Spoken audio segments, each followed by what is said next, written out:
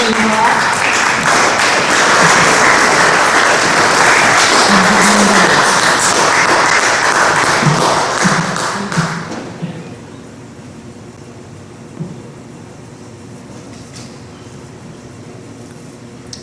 I would like to thank you for inviting me here today.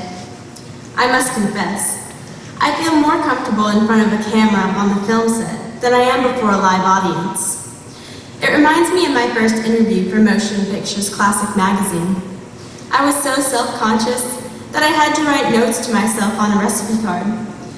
My name is Claire Windsor.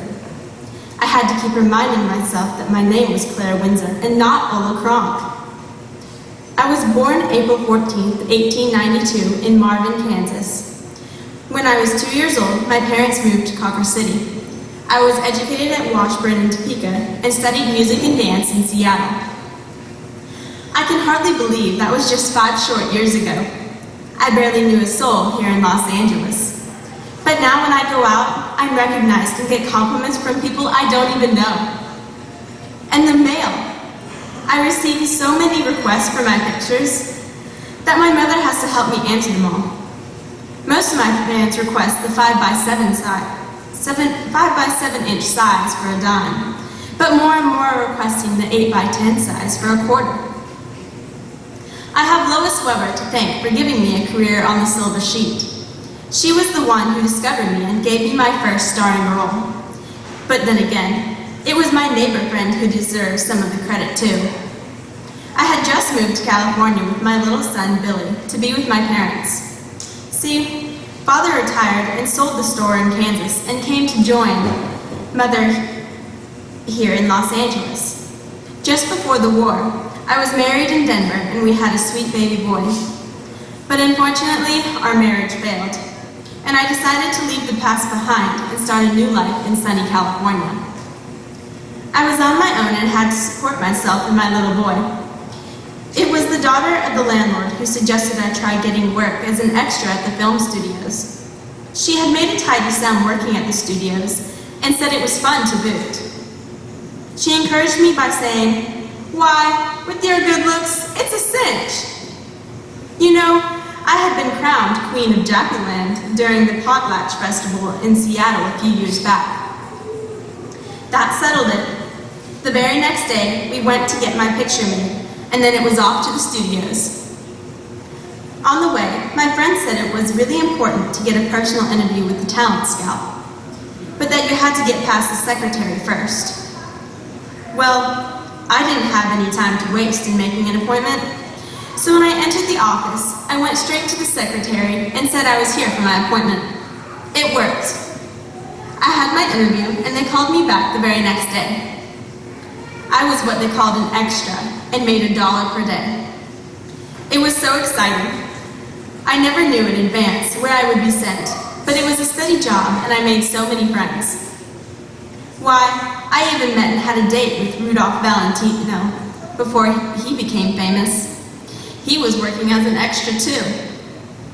In those early pictures, I often played a waitress or a bridesmaid. In fact, I was playing a bridesmaid attendant in an Alan Dwan picture when he singled me out to kiss the bride in the scene we were filming. He explained what he wanted me to do, and when he said, "Action!" I walked over to the seated bride, bent down, and tenderly kissed her on the cheek. As I stepped back, there was an audible gasp from the film crew, and the director threw up his hands and cried, "Cut!" There on the bride's cheek was a distinct impression of my lips. I was almost in tears and was convinced my future days at the studio were ended.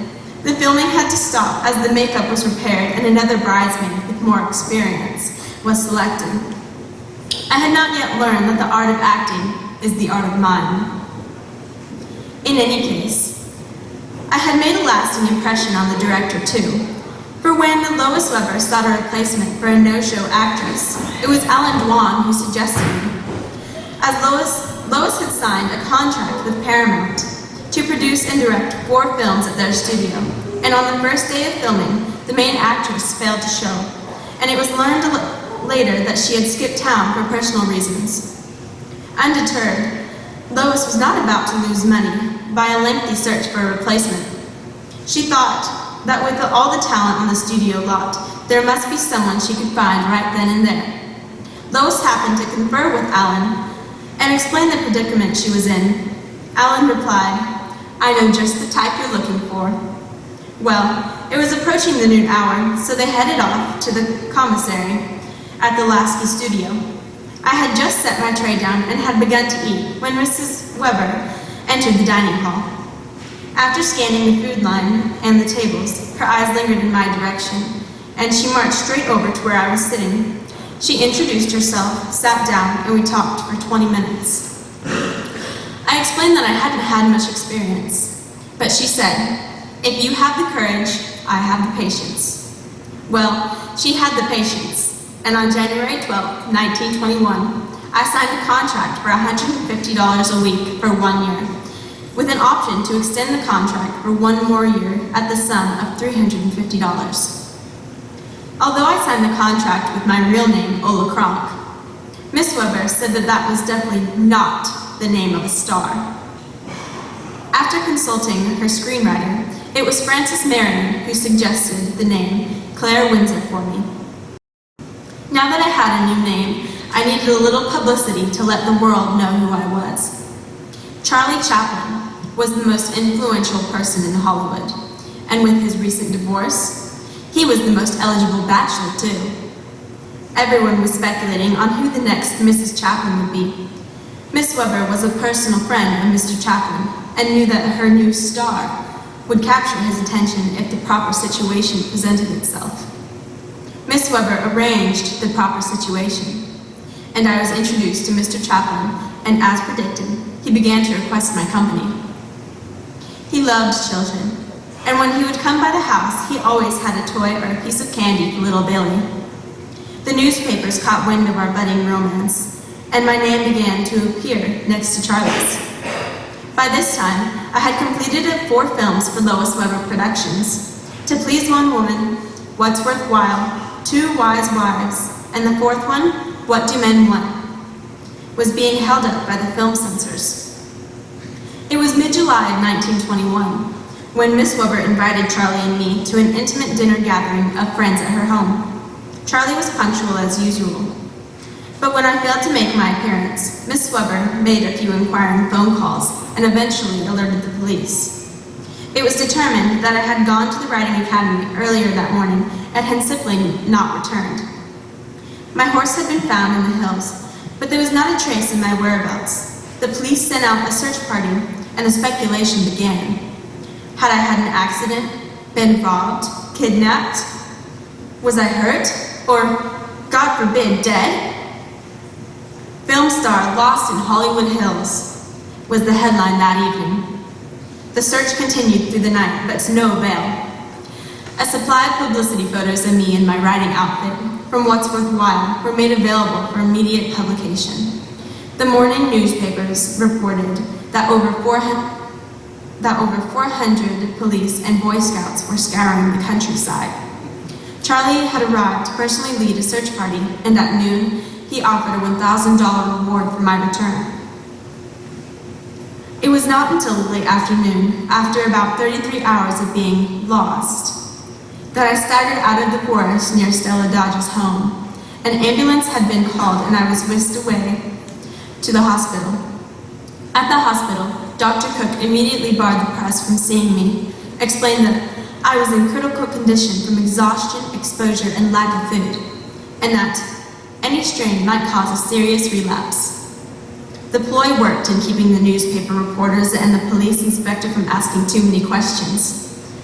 Poor Charlie was not let in on the publicity stunt until Mrs. Dodge came to claim her $1,000 reward. Needless to say, Charlie stopped calling for me. I made 5 more films before I signed my contract with Goldwyn Pictures.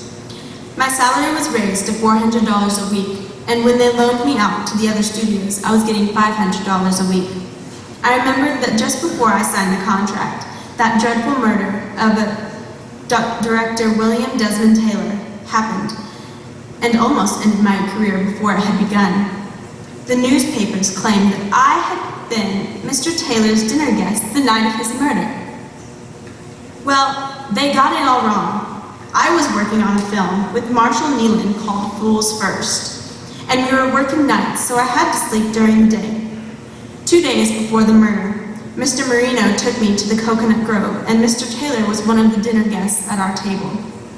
Later that evening, instead of calling a cab, Mr. Taylor offered to drive me home, which he did, and that was the last I saw of him.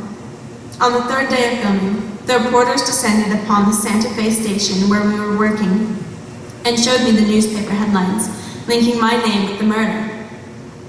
The murder quickly became a sensational story for Hollywood and the film industry as a result.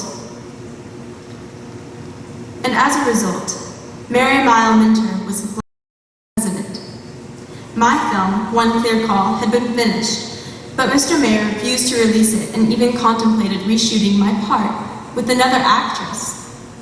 Luckily, I was able to straighten things out and clear my name of any involvement in the murder, and the film was released. Things can happen so quickly these days. The film industry has been changing so quickly.